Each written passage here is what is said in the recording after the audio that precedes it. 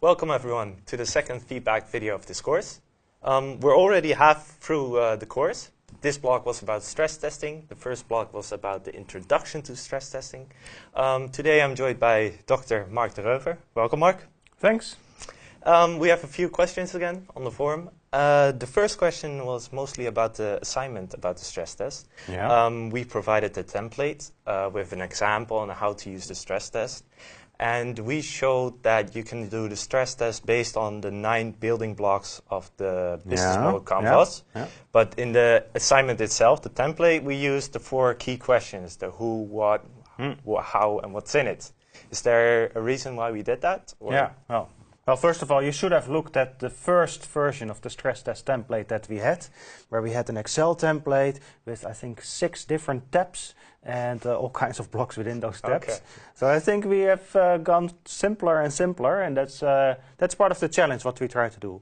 We want to make the tooling so as simple as possible. Of course, not simpler than that, but as simple as possible so you can go through it quite quickly. The idea of the stress test, you could use as rows, you could use any components of business models, and there are a lot of business model frameworks. So in the course, we don't want to tire you with all the frameworks that are out there, but there are many. And of course, the 9 components from the canvas, what you're referring to, that's the most well-known one. You could also look into the STOF components from our own framework, or the Visor components. What we wanted to do in the assignment is to make it still feasible to do it within a short amount of time. So that's why we chose the 4 key questions, which are about the who, what, how, and what's in it. Yeah. But of course, if you would like to have more detail, you could replace them with the Canvas components or the STOF components, or whatever. Okay, that makes so sense. So it's compatible and it's agnostic of the ontology. It saves time for people making the assignment, I guess. That's the bottom line. Yeah, exactly. Yeah. Okay, the next question was about someone who owns their own business, and he also has employees working for him, and he has provided trainings and taught them to be part of the business. So slowly but surely, they're becoming more and more important to the company. But the owner is wondering, how do they influence his business model? Yeah. Is that something that they themselves have an influence on, or is it mostly the business owner that decides where the business model goes? Yeah. So in general, the people at the company, you could see them as a resource. So they're part of the how of the company. Okay. And if you invest in them, then you're boosting that resource in a way. So that might improve the performance of the business model.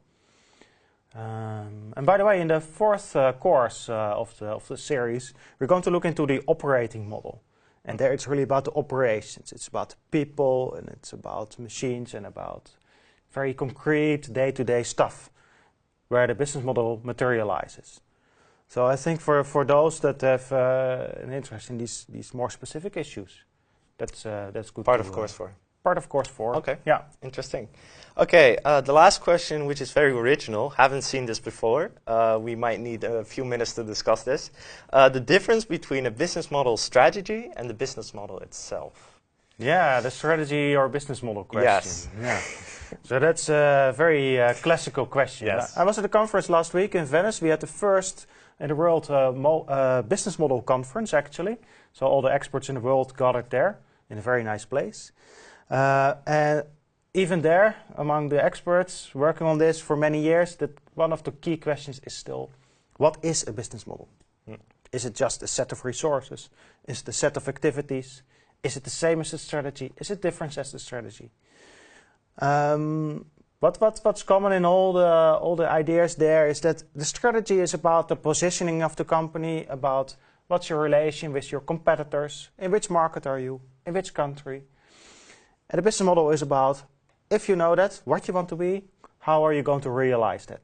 And how are you creating value then and capturing value within that position? Okay.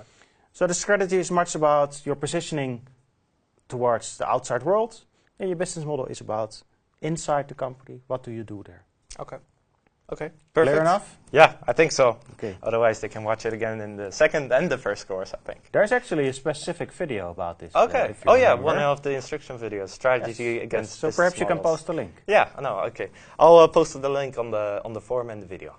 Okay. Last but not least, the stress test assignment. We saw a couple of them on the forum and also. Very nice. Thank you for submitting. Exactly. I think around 100 people that did the assignment, which is great. One of the examples, which we will now provide on full screen, was about a waste company that is looking for their future with different kind of developments.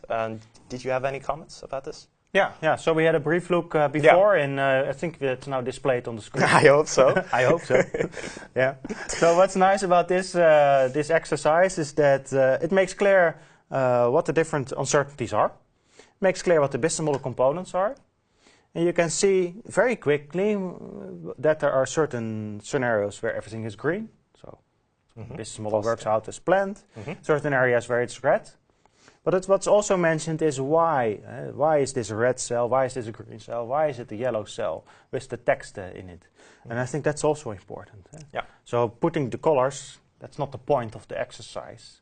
But making the reasoning clear, why is this a problem? Why is this a good situation? Yeah. I think that's the main thing that you take away from from the stress test. Okay.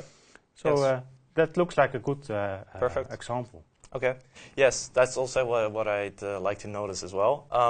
Often I see assignments that are very elaborated, but the reasoning behind the why, for example, why is a cell orange or why is a cell red, is often not that explained enough. Yeah. So make sure to do that in your assignment, and make sure to look at the assignment examples which we provide for every block, so you can see what we find important for your assignment. Yeah, but because maybe it's clear for you why this is a red cell or a green cell, but not for somebody else. Yeah.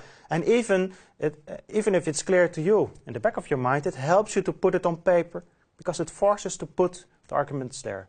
And often that does lead to new insights, even though you think you know what's going on. I think so. I agree. Okay.